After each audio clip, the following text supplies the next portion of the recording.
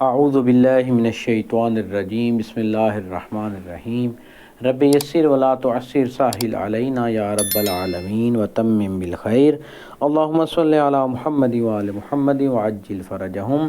فقہی احکام کی سلسلہ وار گفتگو الحمدللہ وضو کا پریکٹیکل طریقہ بتایا گیا تھا، تو کافی لوگوں نے کہا کہ غسل کا بھی طریقہ بتایا جائے۔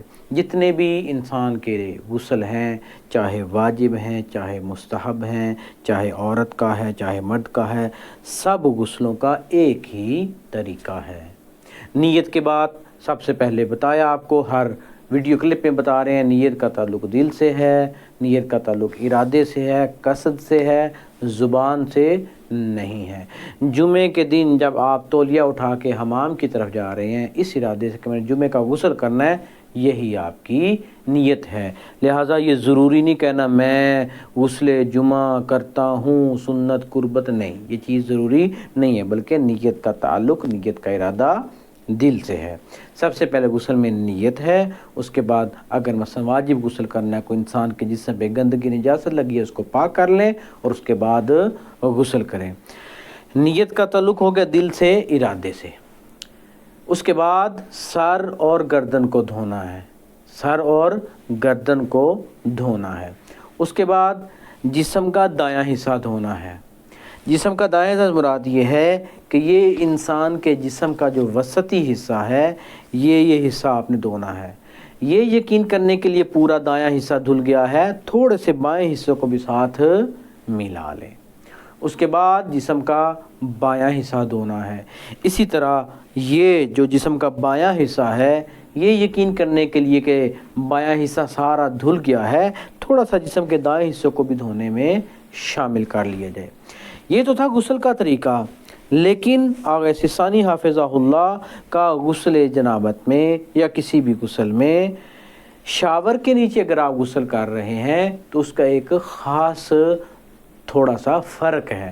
وہ یہ کہتے ہیں کہ مثلاً ابھی آپ گرمی سے آئے ہیں اور آپ نے غسل کرنا ہے، واجب غسل کرنا ہے، اور آپ اسی طرح گرمی میں آئے ہیں اور آپ شاور کے نیچے کھڑے ہو کے آپ نے پہلے اپنے جسم کو صابن وغیرہ سے دھو کے صاف کر لیا۔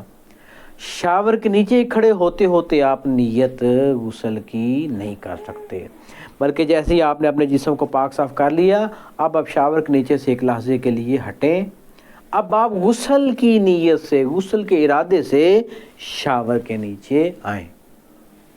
جب آپ غسل کے ارادے سے شاور کے نیچے آ گئے، فوارے کے نیچے آ گئے، اب آپ نے سر اور گردن کو دھو لیا۔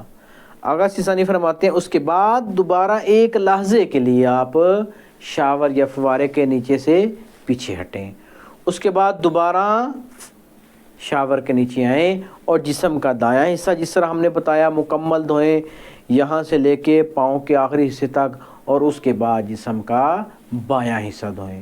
یعنی آغا سیستانی کی نظر میں سر اور گردن دھونے کے بعد ایک لحظے کے لیے شاور سے نکلنا ضروری ہے، دوبارہ شاور کے نیچے آ کے جسم کا دایاں اور بایاں حصہ دھوئیں۔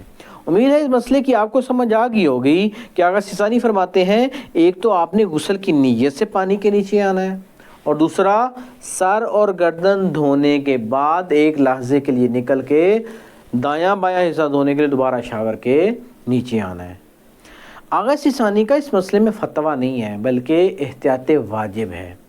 احتیاط واجب کا مطلب یہ ہے کہ اگر تو آپ چاہتے ہیں آغا سیستانی کی اسی احتیاط پہ عمل کریں اور غسل کی نیت سے شاور کے نیچے آئیں، سر گردن دھو کے ایک لحظے کے لیے سائڈ پہ ہوں، دوبارہ نیچے آئیں، اسی احتیاط پہ عمل کریں۔ اگر یہ احتیاط پہ عمل کرنا آپ کے لیے مشکل ہے یا بھول جاتے ہیں تو آپ کسی فل عالم کی طرف رجوع کریں کہ جس کے نزدیک یہ احتیاط نہیں ہے۔ مثلا اگر آبر معظم ہے، ان کے نزدیک پانی سے باہر نکل کر واپس آنا ضروری نہیں ہے، بلکہ ان کے نزدیک کیا ہے، سر اور گردن دھوئیں، جسم کا دایاں حصہ اور بایاں حصہ۔ لہٰذا جو چاہتے ہیں کہ آغا سیستانی کے احتیاط پہ عمل کریں، ان کو اس طرح ترتیب سے جس طرح میں نے بتایا ہے اس طرح غسل کرنا پڑے گا۔ لیکن جو احتیاط پہ عمل نہیں کر سکتے تو ان کو چاہیے اس احتیاط سے کسی دوسرے فل عالم کے فتوے کی طرف رجوع کریں۔ نمبر 2، اب لوگ کہیں گے ہم نے تو پہلے آغا سیزانی، ہم تو آغا سیزانی کی تقلید کرتے ہیں، ہم نے تو پہلے غسل کی ہیں، ہم تو شاور کے نیچے سے نہیں ہٹتے تھے، اب کیا کریں؟ تو اب بھی اگر وہ جس مرجع کی طرف، فل عالم کی طرف احتیاط سے رجوع کریں گے اور ان میں اگر یہ ترتیب وغیرہ نیچے نکلنا دوبارہ آنا شرط نہیں ہے تو ان کے سابقہ غسل بھی ٹھیک شمار ہوں گے۔ لہٰذا اس مسئلے میں شاور کے نیچے غسل کرنے والے مسئلے میں آغا سیستانی حافظہ اللہ کا دوسرے مراجع کرام کے ساتھ تھوڑا سا مسئلے میں فرق ہے۔ امید ہے انشاءاللہ یہ چیز آپ کو واضح ہوگی۔ ہم گزارش کرتے ہیں کہ آپ یہ ویڈیوز خود بھی دیکھیں، والدین دیکھیں اور اپنے بچوں کو بھی یہ دکھائیں تاکہ شروع سے ہی، ابتدا سے ہی وہ اپنے واجبات پر عمل کرنا سیکھیں۔ وصلی اللہ علی محمد وآلہ اجمعین۔